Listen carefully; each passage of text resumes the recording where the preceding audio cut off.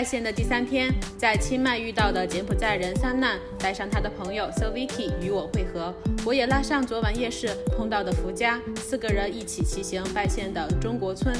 没想到他们3个之前碰过面，在骑车来拜县的山路上，很开心，因为我又见到了对方。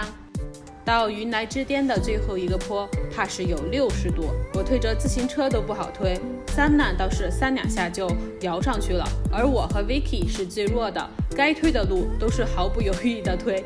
我对 Vicky 说 Luckily I have you as my companion， 幸好有你陪我一起吊车尾。他不服气，鼓着一口气往前冲了20米，又歇菜继续推，我在后面笑得不行。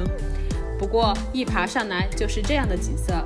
我们在山巅休息，三难之前在家乡当导游，接触世界各地的游客，所以英文很好，也跟着中国游客学过一点点中文。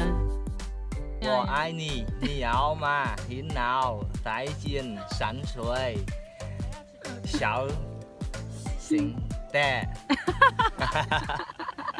然后一个河南妹子 Vivian 加入对话，我一边和小黑玩，一边听他们聊天。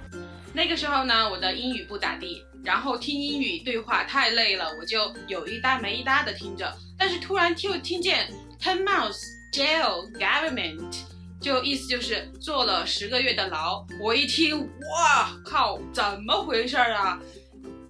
坐牢，我就觉得我怎么一出门交到的第一个朋友就是坏蛋吗？心里面就特别震惊，但是你又不能表现出来，因为你表现出来就会不礼貌，非常不礼貌，所以我就强忍着震惊继续听下去。原来呢，他们是刚刚坐牢出来，然后来到泰国是躲风头的。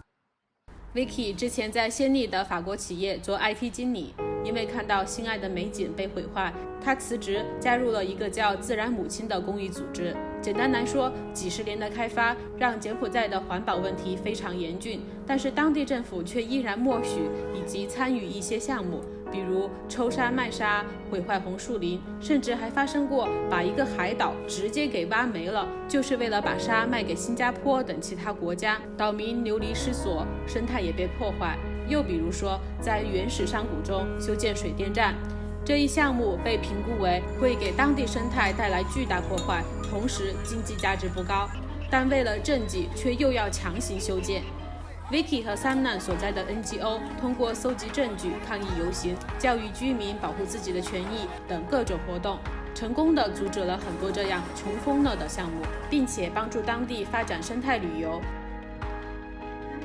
这样的行为早就被当地政府给盯上了，他们在2015年的一次抗议活动中被警方带走，罪名是威胁烧毁挖沙船，但是他们从来没有这样做过。三难说，在牢里的10个月，几十个人挤在一个小小的房间里，什么事儿也做不了，这是最痛苦的。Vicky 说，穿上囚服的那一天，他的研究生同学们正穿上硕士服拍毕业照，他把这10个月的牢狱当作精神修行，但是出狱之后依然经常做噩梦。所幸的是，狱警对他们都很好，因为狱警其实也是支持者，脱下警服也去游行抗议的。2016年6月，在民众和媒体的抗议下，他们终于被放出来了，但是依然被罚$25,000。如果不交，可能还会被判入狱。他们没有钱，所以跑到泰国来看看形势再说。听完故事，三难问：你们会因此对我们有看法吗？觉得我们很奇怪？我和薇薇说，当然不会了，你们非常勇敢。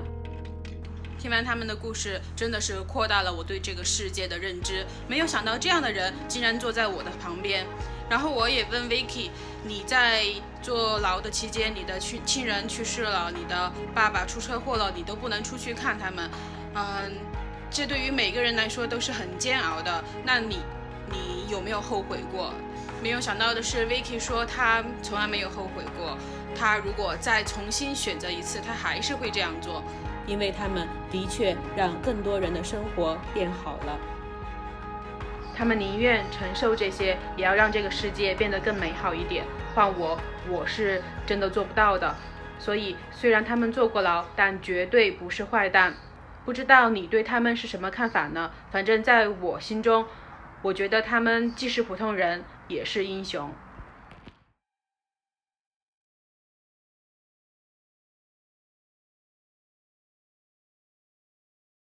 故事听完，我们一起骑去白菩萨看日落，之后又一起喝酒聊天。我问福家：“嘿，你旅行这么久，遇见最神奇的人是？”他说：“就是这2个人啊。”